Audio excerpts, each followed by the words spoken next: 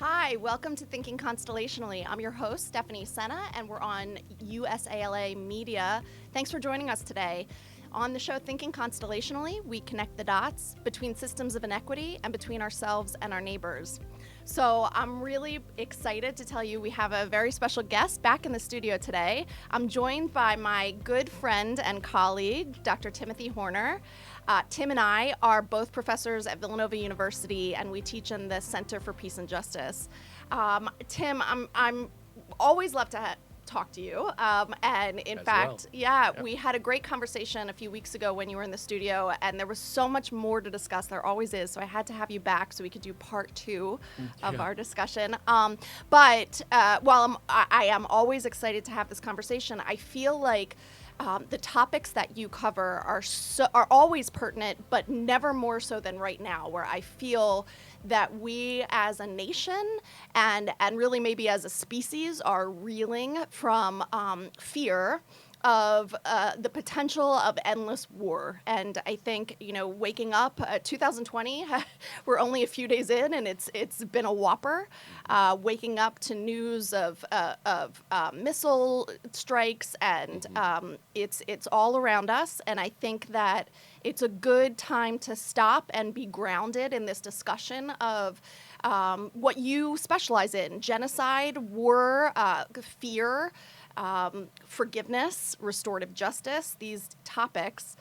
You mentioned to me when you sent an email that you were contemplating potentially a new definition for genocide recently. So why don't we Yeah. start with that? Yeah, that's great. Thanks so much. It's really great to be back here. You're right. This is more like part one that we never did in Okay. part one because we Okay. got onto those interesting topics. But yeah, this is something that I am, I really like the theme of the show, Constellationally, thinking, connecting the dots. And I think that's really what we're doing in many ways is trying to connect the dots. I think what I do sometimes can seem really removed from people. When you talk about genocide, people tend to think about the Nazi Holocaust, or maybe they think of Rwanda, or maybe they think of Armenia. And these are all seem very distant, and they seem very extreme. They seem to be existing on the outer fringes of human behavior, these sort of exotic, extremely violent episodes of human existence that sort of happen sometimes. We don't quite sure know why or when, but it's always out there. Something goes wrong, something goes awry, and then we tumble into a genocide. And then we come back from genocide. So there's this kind of thinking that genocide is somehow removed and distant from us. And I'm really been thinking more about the way that genocide operates in its essence, and trying to understand what that is in a way that helps us better diagnose what's happening around us. I think one of the failures of the 20th century is that we didn't learn anything really about genocide, even after the Nazi Holocaust of the Jews. And so we walked away from that with this statement saying never again, never again. This assertion that somehow we could say these magic words and it would never happen again. And then it happened again and again and again and again. And that means that whatever we're doing to try to understand why certain groups of people decide that the best thing to do is to eliminate another group of people, that we're not doing a very good job of understanding what's behind that. So I'm trying to come to a place where I'm understanding what is the essence of genocide. Why is genocide different than other kinds of atrocity? And why is it so different? Why has it made such a different appearance in the 20th century as opposed to previous centuries, or things like that? And what constitutes that? And I think some of this has to do with a shift in the way that we operate as a species. And I think one of the things we're learning, maybe we're not learning, but we should learn about ourselves, is the way that we are becoming a people that are crowded together more than we ever have been in human history, not only because of just sheer numbers of people on the planet, but also the amount of connectivity we have now. And this is really about the age of living in the internet, and also colonization also expanded the world and made us aware of different peoples in the world that we weren't previously aware of. And the internet has done the same thing. And so we're having this kind of moment, I think, where we're feeling very crowded, we're feeling very crowded as a people. And as Americans, I think this is our story too, that we're trying to come to terms with what that means for us to be a nation.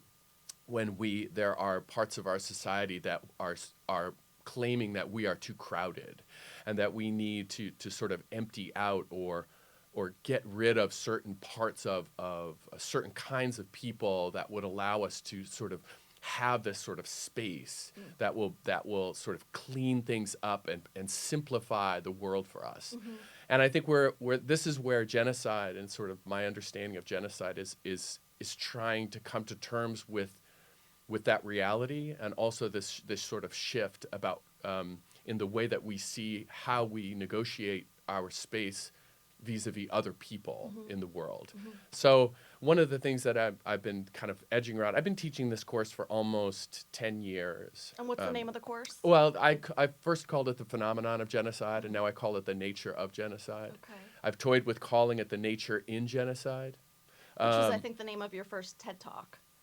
Yeah, I think it was Nature in Genocide. Yeah, I actually something? noticed that in particular. Yeah. Because it struck me. That's right. You were talking about human nature, so That's right. I thought it was very deliberate that it was the nature in genocide. Yeah, I haven't changed the name in the course, but I think that's the way that I teach this, is to try to see, not to say that we are a genocidal species, but to come to terms with the fact that there are times when that option feels right for us. Okay. So, but I don't even think that we understand truly what genocide is. I know that I've been in a state of sort of evolving in the way that I see genocide. Mostly we think of it as mass slaughter. For the most part, that's what the definition was around. It was about the elimination of people, or the destruction. That's the UN definition, the destruction in whole or in part of a people. And how you define a people has mostly been in terms of either the culture of a people or the actual people themselves. So when we think of genocide, we think of mass killing. But I think that the way that I'm thinking about genocide more and more, and this is where this sort of new definition is arising, is trying to find out what's underneath, what's the intention behind the killing. One of the things that is central to the UN definition, that is mentioned in the definition but isn't often put a lot of emphasis on, is the word intention. And I think that is the key to understanding what genocide is what it intends to do. There are many ways of doing things to solve problems in human society, but genocide has this particular intention to do something to another people. And that intention is really about, in my mind, is about disappearance.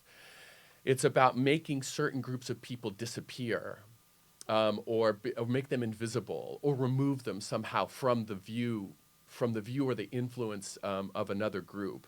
Now that can happen through mass slaughter. That's probably the crudest way. That's probably the most violent way. That's the most attention-getting way that genocides happen. But also genocides happen at different levels, like lower degrees of genocide. I'm thinking of the school in Carlisle with where indigenous populations were made to assimilate, and I'm wondering if you would consider that a genocide from a cultural perspective, where people weren't being killed, but their culture was being decimated. Yeah, that's really a great point, because frankly, the way that I have evolved in my thinking about genocide is not through the study of the Holocaust or even Rwanda, which is what I study. It's actually has been the study of how Europeans negotiated, or how they treated Native Americans. In particular, the whole story from the beginning, that sort of saga, and how it evolved over time. And it wasn't always the same thing. There were different tactics at different times. There was a reservation system. There were the boarding schools that you made reference to. And would you consider that to be a genocide, or are you sticking with the definition of specific physical violence and killing of people? No, I think I'm actually moving to try to say what was the intention of the boarding schools. So this is what I do now in my class, is to ask, okay, let's look at this phenomenon. Let's ask, what was the intention of that? Okay, so if the intention is to make a people disappear or make them invisible from view outside of society, then then if you look at the treatment of Native peoples in this country, you see you see the tactics are different at different points. So in 1830, you have Andrew Jackson and the Indian Removal Act, and that act is blatantly, brazenly an act of disappearing a whole group of people away from white settlers to put them into Oklahoma, basically to give them a huge timeout to say, let's put them here until they can get themselves together where they might be able to, civilize themselves. But of course, it was a lie. That was never the intention, to integrate Native peoples. But it was the intention to move them away, to disappear them into places where settlers wouldn't be able to see them. I want to make one comment about the Removal Act and Andrew Jackson. One thing when I've taught about this that I find fascinating, because I wasn't taught it in school, is about that when the Removal Act was passed by Congress, it passed on a very slim margin. Very narrow. And I find that to be fascinating. The voices of senators who were opposed to it, and in fact, there was a letter from the women of Steubenville, Ohio, begging the government to not go with it. There were soldiers who spoke up against it, saying that they did not want to be part of this, and so many Congress people standing up and saying that we shouldn't do this, which was fascinating because when I studied history, I remember thinking, getting this perspective that back then those were the times, and people just thought differently back then, and we're more advanced as a species now. But when I started to understand that everything is a little bit more complicated, and like today, there were divergent voices and not consensus on this issue,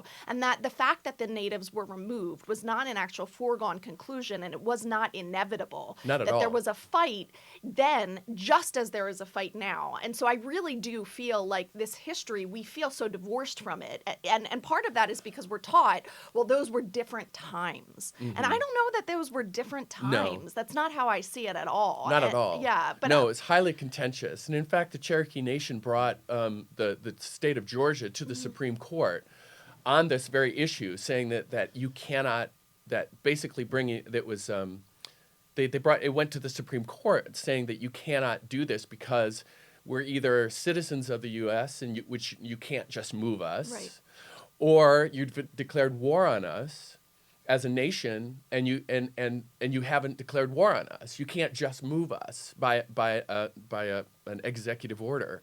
And the Supreme Court actually, when it went to the Supreme Court, they actually refused to rule on it, because they said that the Cherokee Nation, and by default then all First Nations, had no standing in the court because the court called them a dependent nation, and they said that the Cherokee Nation was a ward of the state, like a child. And so they had no standing in the court because they were neither a sovereign nation nor were they citizens of the United States. And so that gave the U.S. the license to go ahead with this action. Even though it was highly controversial, they were able to marshal the create law, a legal space where they could move these people away from them. And that kind of forced disappearance, we now call this kind of thing ethnic cleansing.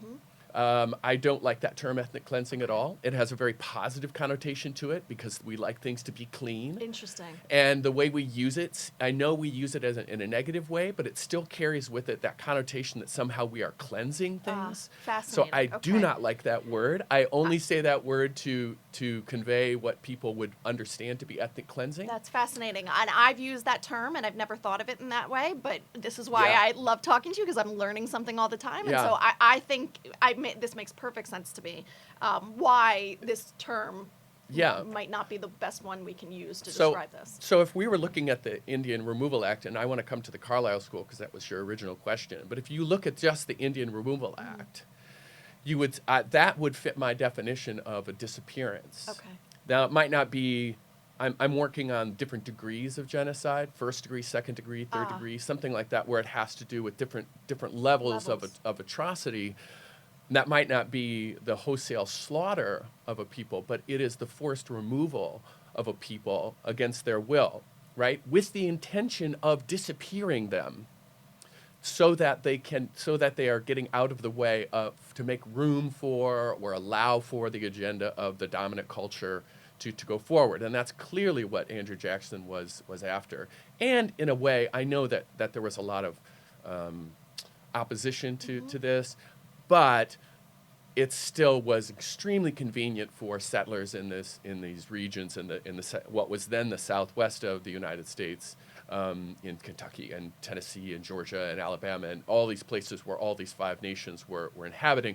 This freed up millions of acres of arable land Absolutely. for settlement. And so even though you might have people complaining about it, and yes, it was a narrow victory, but it was quickly folded into this national narrative of manifest destiny. That And there were so many people, specifically white people, who benefited from this. For And goodness in sake. essence, it was an exchange of land for votes. You vote for Andrew Jackson, Absolutely. you get land.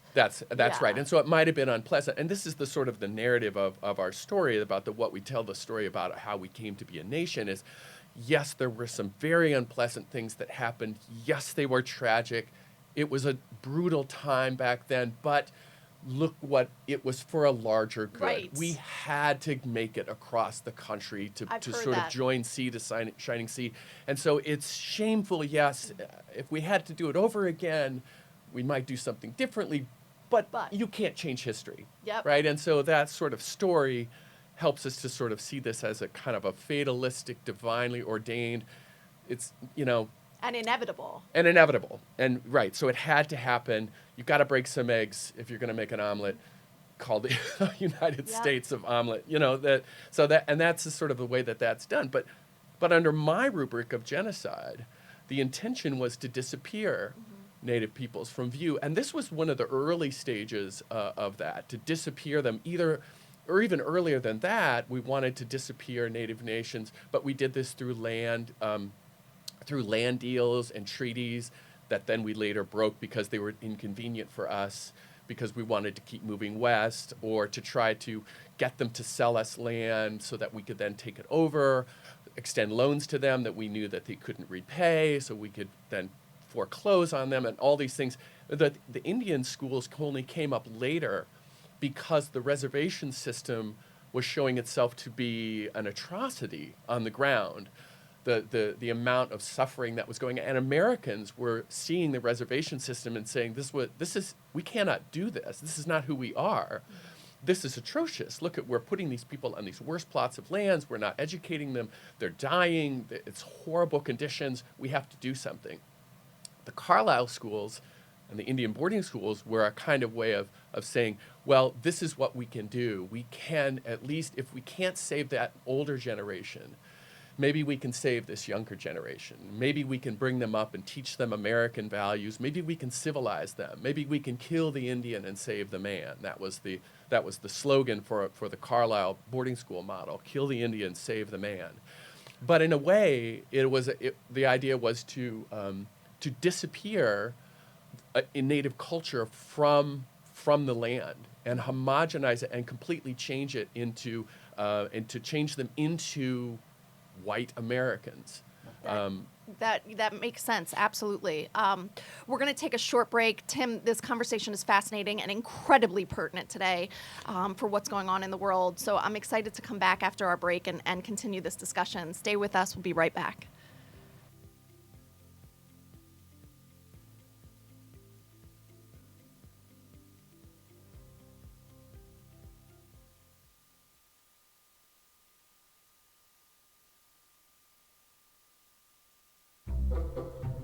They call me Maxie, but I prefer tripod.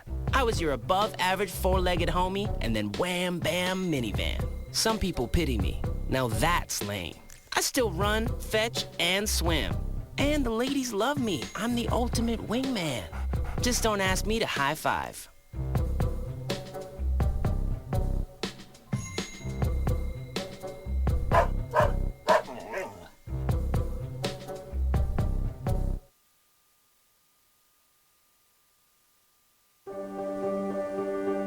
Being prepared is a part of who you are, but it's especially important in the case of a disaster. Be informed about possible emergencies in your area. Make a plan that covers where you'll go in an emergency. Build a kit with the things you need to survive. There's no one more capable of planning for your situation than you. Start your plan today. Go to ready.gov/myplan.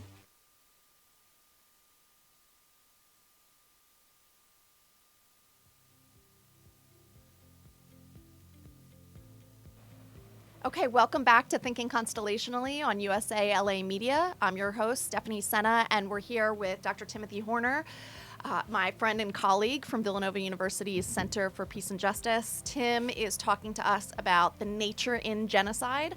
And Tim, I love that you choose to call this the nature in genocide. I think by calling it the nature in genocide, and again, when I saw that, I did stop and reflect on it. I think it helps us kind of bridge the gap that we see between ourselves and genocide. That the way that we've learned it, as you mentioned, it seems so distant. Like that isn't us. That's some other faraway place, faraway people. But by calling it the nature in genocide, we start to make a connection between our own feelings, emotions, responses, and how they can contribute and potentially are contributing to a genocide today. Before we continue, though, I wanted to clarify. I have a couple questions. When you started, you said that you felt that in the 20th century, we are not doing a great job of understanding and learning about genocide. And two things I wanted to clarify quickly. Number one, when you say we, I'm curious if you're specifically thinking about students in the United States, or you're thinking of we as a species. And the second part of that, I have a question about when you say that in the 20th century we're not doing a great job of learning the lessons. I'm curious if you know or are thinking about why we aren't learning this and how we might adjust that so that when we say never again, we actually mean never again. Yeah, I mean, when I say we, I mean the collective we as a human species. Okay. Almost So, always. because I feel like maybe in Germany, they have done a little bit of a better job of learning about genocide and their past genocides than we in the United States. I have a sense. Oh, yeah. I mean, we're not in a position right now as a nation to sort of adopt the idea that our national story involves atrocity. But maybe they have in Germany, I think. So much that's more maybe so. a template for how in the United States we can start to kind of do a full reckoning, an inventory of our actual history. The problem with our story is it's so embedded in our identity. I think with Germany can contain their story, but because they can contain it within the Nazi era, they do a good job with saying, yes, the Nazis were the problem. And so insofar as it was an anomaly, it had problems with colonialism, it had links, but it was really the workings of a very few number of individuals, and we descended into chaos because we were desperate, and it was because of Versailles and all these things. But yes, we fell down as a country, but only insofar as we were Nazi. With America, it goes much deeper than that.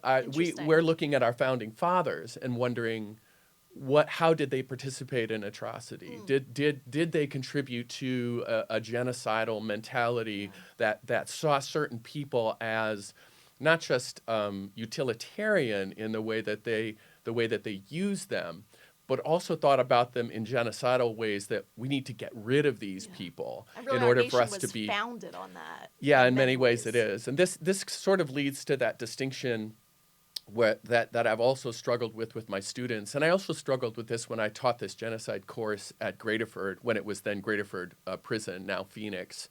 I'm going to be teaching this genocide course again starting next week out at Phoenix.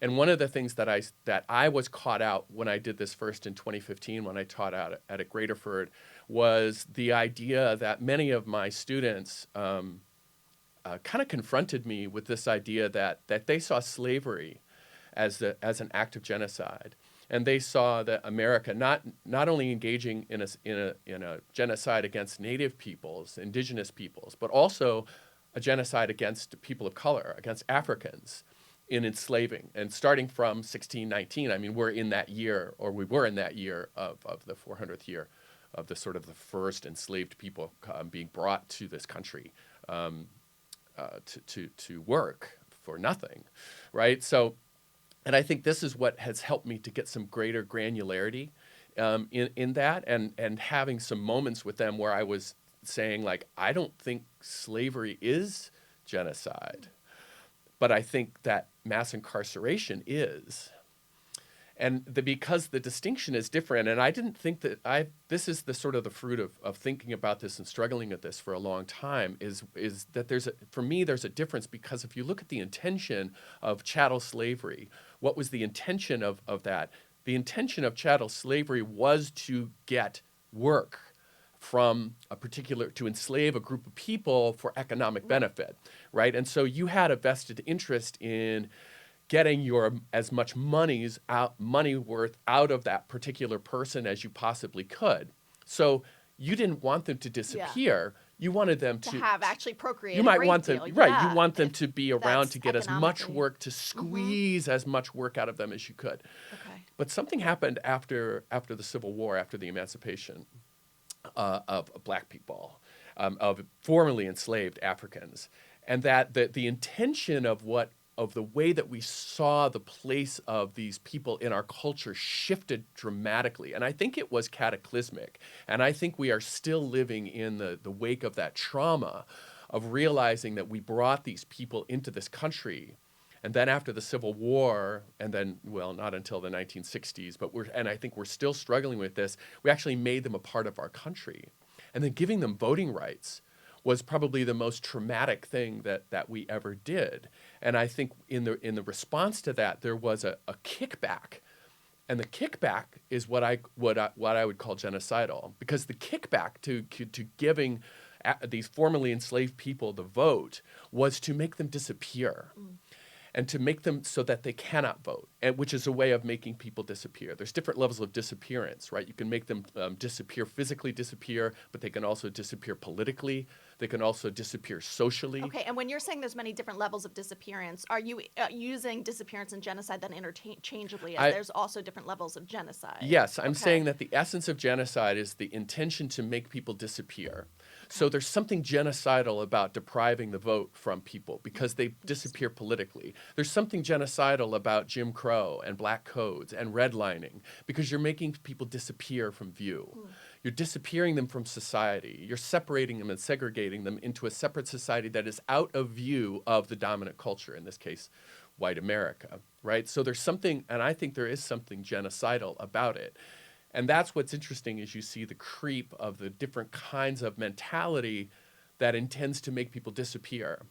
That actually works its way. We see more of it when you start looking at what our intention is, rather than less of it. And it becomes less exotic and becomes more common. It's very different from war. War is about submission. War is about bringing people under your control. War is about making danger or threat disappear. Genocide is about disappearance. Okay. Right. Thanks for making that distinction. And that's something that I've run in class. What's the difference between war, of going to war against Iraq after 9/11, or Iran right or now, Iran right now? Like, what's the difference, as opposed to something that would be considered genocidal? And I think intention is what is key. Because if we're intending to make a people disappear, that's genocidal in my mind. If we're just intending to make a people submit or give up or come under our control, that's different. That's something that's more like an act of war. Okay, so then you would see mass incarceration, and even today what we're experiencing with what's happening with immigration and Sure.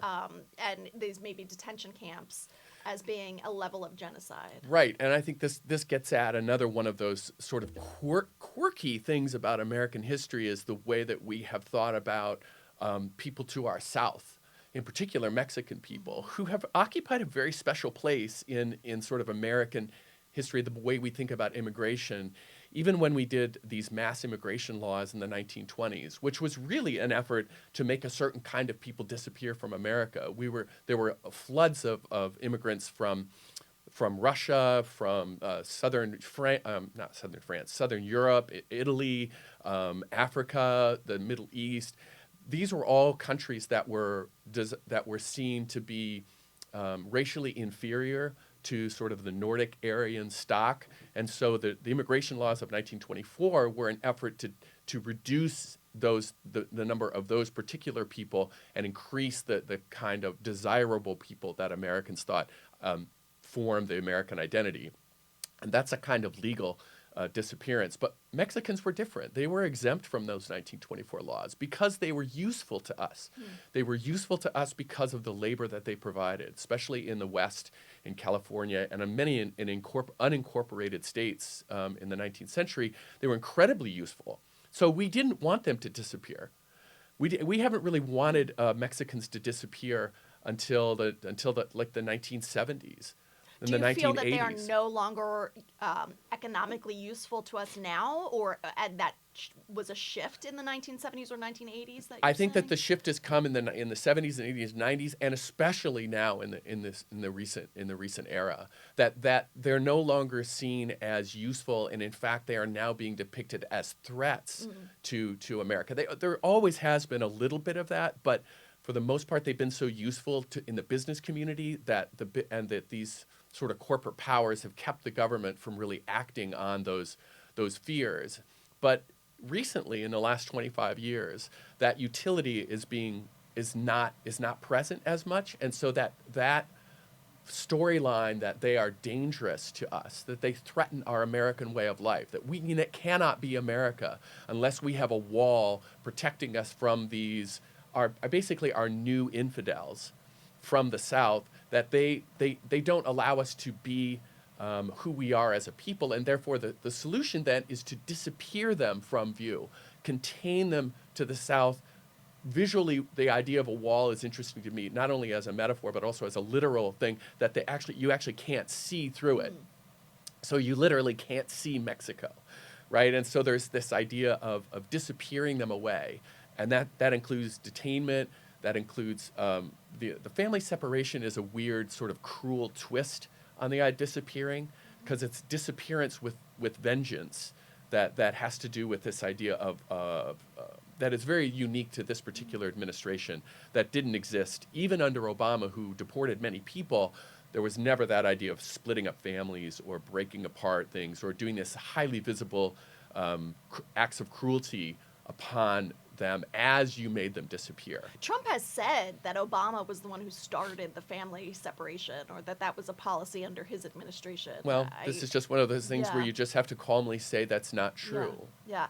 So- I'm curious about the premise of Mexicans not being useful to us and being seen as a threat to us. I think that, I mean, clearly you and I know that they, that people that they contribute a great deal to the United States Oh, in all yes, different ways. I know that.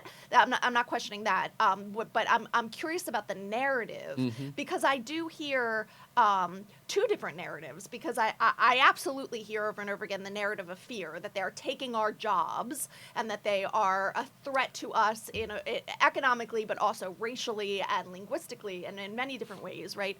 But at the same time, I'm hearing also the alternate, which is that Trump's resorts were hiring so many people, and that these corporations are in essence depending on Mexican labor. In fact, some send vans down to Mexico, and every day are transporting them. My brother-in-law, my former brother-in-law, works in Vermont, and he's in the restaurant business, and he said that because of deportations and because immigration has come to a standstill, that it's destroying so much of the economy where he is that was heavily dependent on this labor.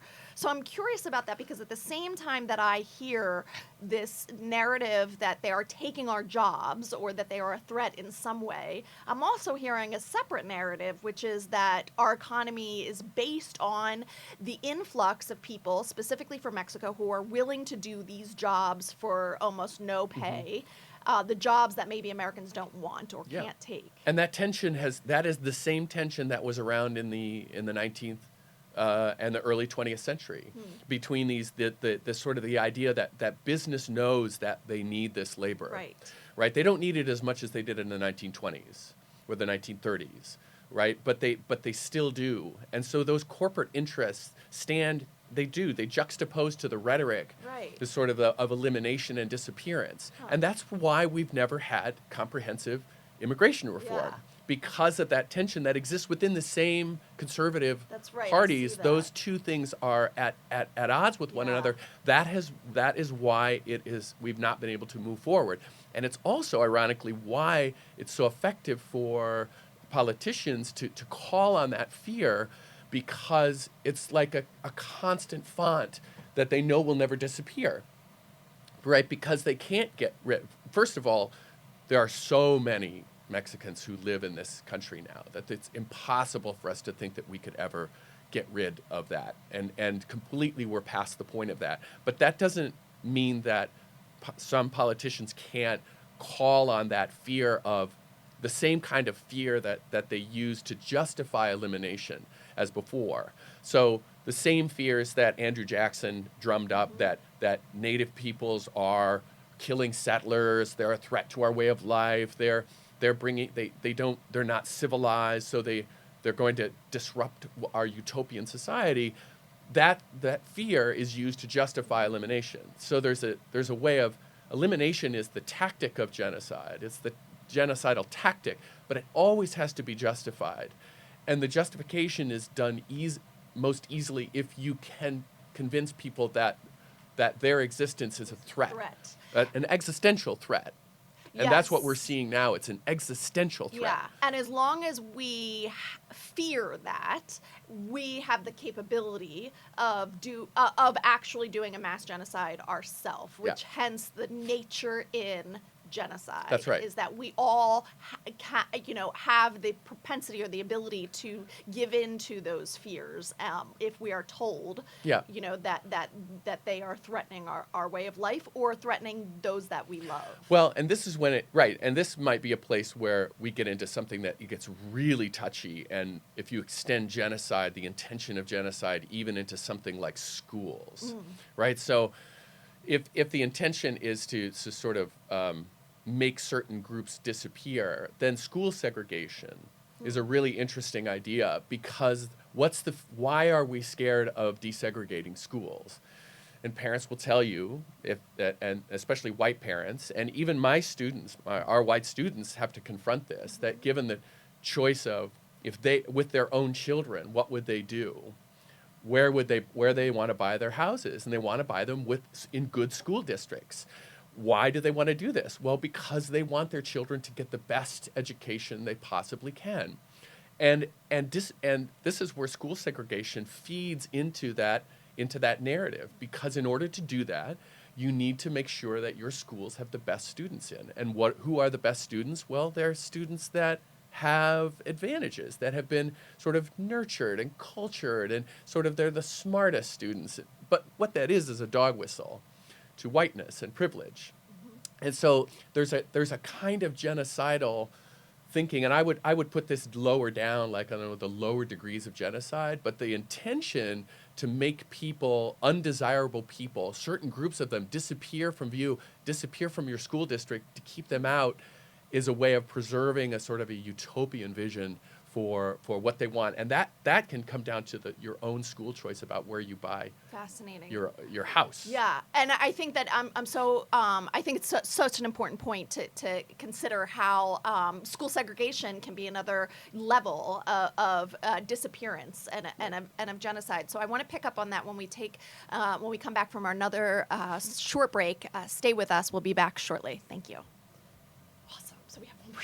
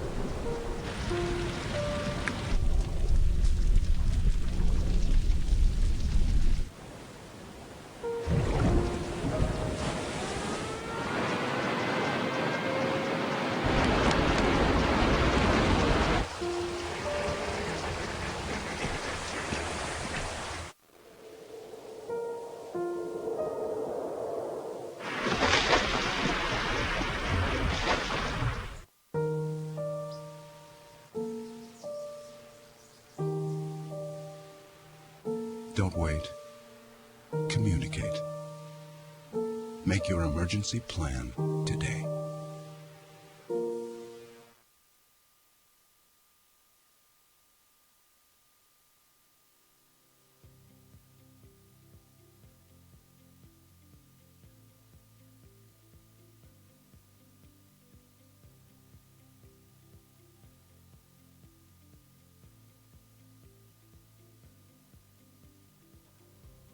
Thanks and welcome back to Thinking Constellationally. I'm your host, Stephanie Sena on USALA Media, and we have here Dr. Tim Porner, my dear friend and colleague. So we're going to finish in our final segment talking about, although we could talk for days, I'm positive, if not weeks or months, about the issue and topic of genocide. And Tim, you were telling us that you have started to have a little bit of a shift in how you're understanding or thinking about the definition, how it's evolving over time. And I was hoping that you might be able to read something you brought in to that effect. Yeah.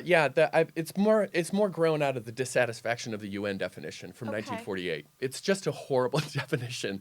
If you've done any sort of study on it at all, it is, from a legal perspective, you could drive a truck through it. It's just shoddy and loose and poorly done. That's fascinating. And that's why we haven't been able to really make a lot of these things stick, because the definition is so poorly done. And so the UN crafted a definition in 1948, and I'm curious about that because I think, but correct me if I'm wrong, that when they crafted that definition, they were thinking about the Jewish genocide. Oh yeah, right. But what's fascinating is that 1948 is also the year of the Nakba, which is Arabic for the catastrophe or the crisis, which is the foundation of Israel and the disappearance of Palestine and potentially the genocide of the Palestinian people. Some villages like Deir Yassin were murdered en masse, right? So and it was also the year in 1948 that the UN stipulated that Israel would be created out of genocide.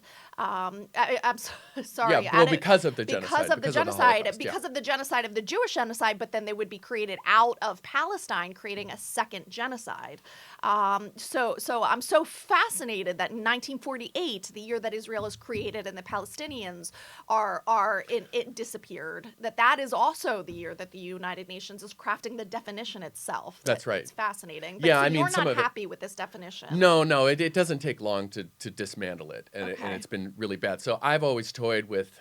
There are other people that have taken stabs at definitions of genocide, but just in the last sort of year, I held myself accountable to say, well, if I'm going to complain about this definition, You should come up with an maybe I should alternative. come up with something better instead of just complaining all the time. So that's really what's But it's behind so this. fun to just complain. Yeah, it's too easy. So this is the definition, and these definitions need to be short. So I'm trying not to make this long, but I think this is what I'm working with now, and I haven't published this yet, but this is the sort of I'm working with it. This is the skeleton of it. So I'm just going to read it. It's not very long. So genocide is different from other political crimes in its particular combination of intention and action. While genocides differ in their methods and degrees of intensity, it is defined by its singular intention to make a particular group of people disappear. The genocidal intention to erase groups of people is driven by the promise of a utopian society without the presence of the targeted group. The disappearance of a targeted group can be achieved by varying degrees of violence, ranging from, and now I have 5 different levels of violence. Number 1, the physical elimination of members of the group through killing. That's the one we're most familiar with. 2, the forced disappearance of the targeted group by physically transporting, containing, or otherwise restricting the movement of a group without their consent. This is sometimes called ethnic cleansing, forced detention, or mass incarceration. 3rd, actions intended to halt or impede the birth of children with the intention of decreasing the group's population. This includes rape, forced sterilization, or the withholding of health services. Wow. The 4th one is the non-consensual destruction of a group's culture through rape, forced marriage, adoption, conversion, and or political indoctrination, language replacement, or the criminalization of religious expression. And the 5th one is creating cultural conditions, such as segregation or apartheid, intended to cause social isolation leading to the group's eventual disappearance from a society. And then at the bottom I have a proviso about power, because I think power is important. Genocide can only be attributed to a dominant group who has an imbalance of political and social power in a given society. For the purposes of this definition, objective power is measured by the ability of a group to impact the lives of others without their consent. Okay, fascinating. A couple things that I'm thinking right off the bat. First of all, thank you for shopping that with us. Sure. And I hope it does get published soon. In terms of, I want to start with the last premise in terms of power, because I think that that's key, is to understanding the power dynamic. But I just quickly want to talk about Rwanda and not stick on there, because there's so many other areas that I want to get into. But my understanding there was that the group that enacted the genocide were feeling powerless, that they had felt, right, that they had been relegated to an inferior part of society. So does that still correct. stand there? That they Yes, had of course, more power? because that's exactly why this. That's exactly why I put this. They were, Okay. but they were by the time of.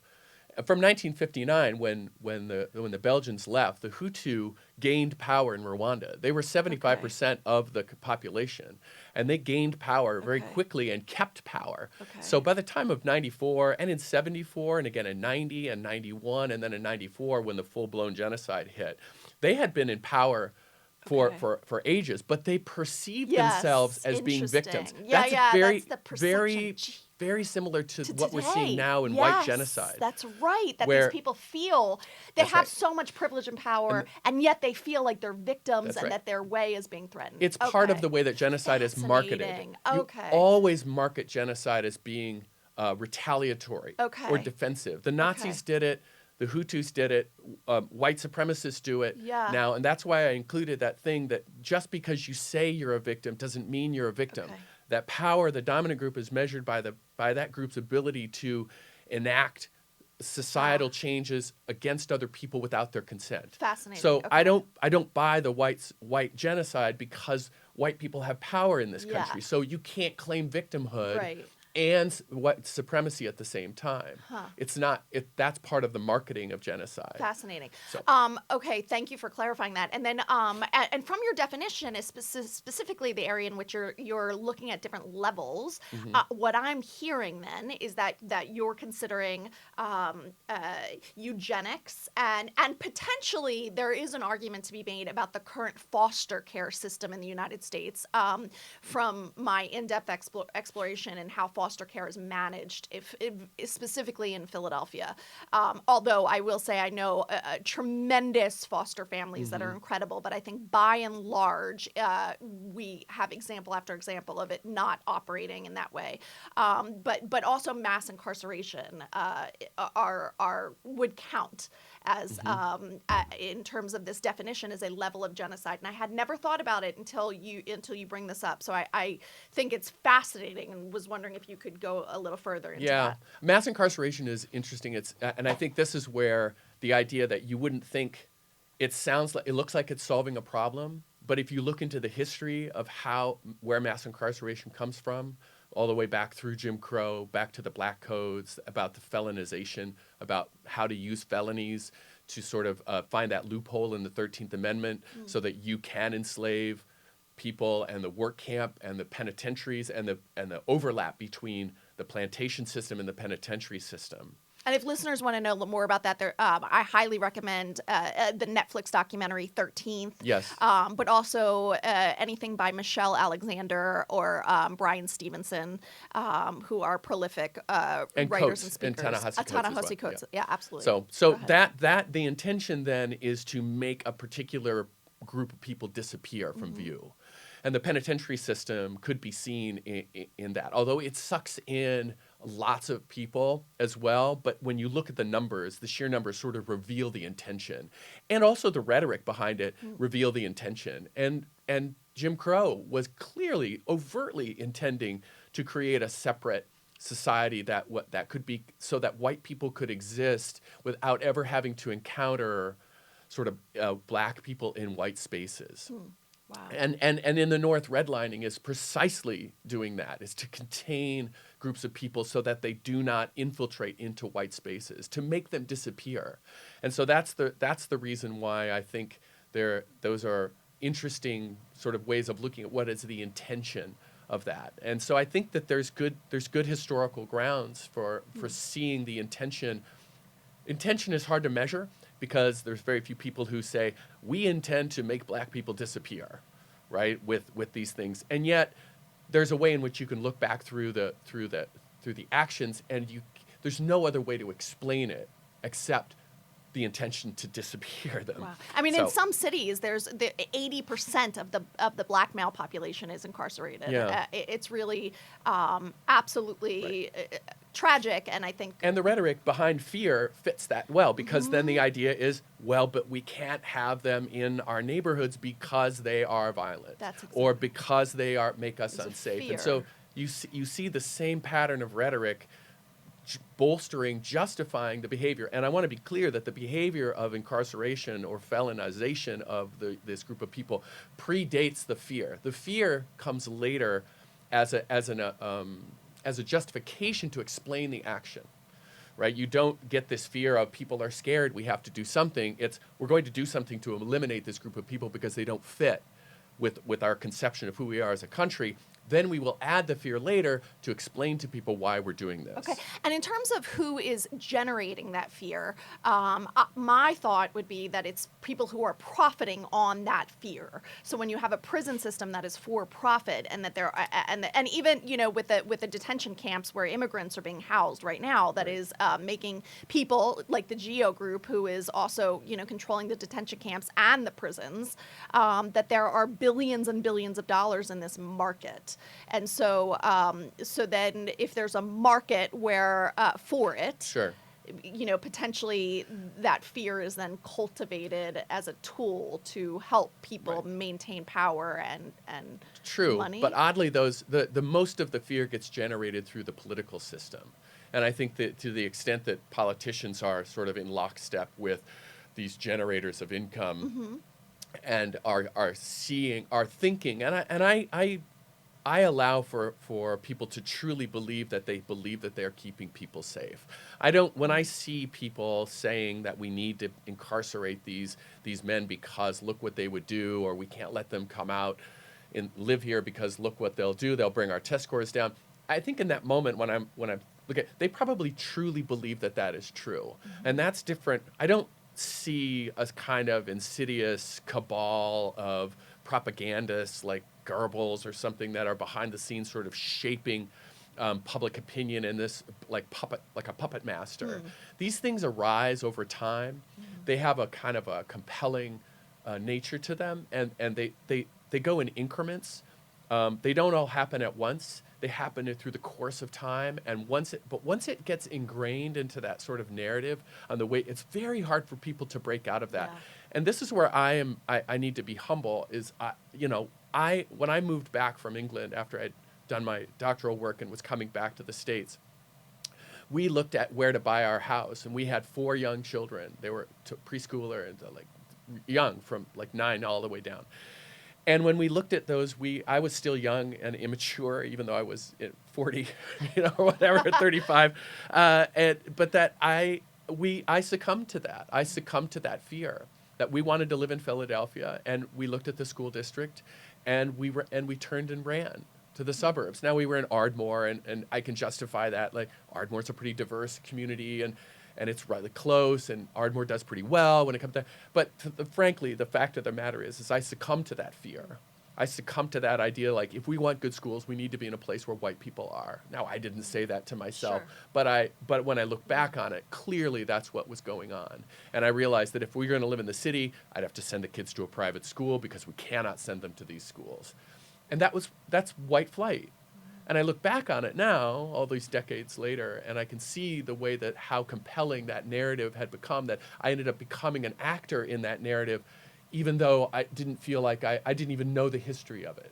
I didn't know the history of any of this. So when I think about what I can do for my students, or what we can do for our students moving forward, when they come of age, when they are in the position of having children or having a life about where they live and making decisions about what schools they choose, what neighborhoods they choose, and why, at least I want them to know the narratives that they are basing their decisions upon. My generation went in blind, making decisions just basically on what people in front of us told us to do.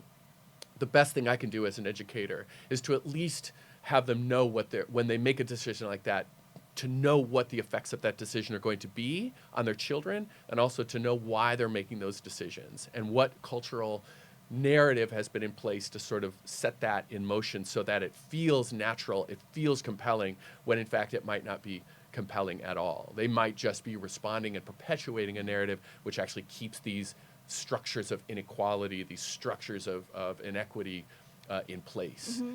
And so I think that brings us back to where we started, which is that we have this crisis really in education, that in the 20th century we have not done a great job of educating our citizens and our youth in terms of the lessons of genocide, but that you in your teachings are trying to correct for that, and I think it's vital that we have a reckoning and then start to reflect on our own choices, and how they might be unintentionally creating disappearance of whole people and genocide, but that if we delve further into how these systems encourage genocide, that we might think twice about the decisions we're making, Right. which we think we're making to protect our family and our children, but are part of a bigger system. So my students are always asking me, what can I do now that I have this information? And what's interesting to me is that I've taught thousands of students, and I'm sure you have as well, and each of those students can go educate others. And so I think really it's about raising awareness and potentially changing the narrative and demanding that we look and we reevaluate these definitions, as you have done, of genocide, and start to see truly the nature in genocide, the way that each of us has the propensity to enact a genocide, how we potentially are today through our various systems, and how we can do better so that truly never again means never again. So that's it, Tim. Thank you so much. Again, we could great. talk forever, but I always enjoy talking to you. You're brilliant, and I learned so much. Thank you so much for joining us on Thank the you show for today, having me. Tim. It's always a pleasure. Thanks. Take care. I'll see you next week on Thinking Constellationally. Take care.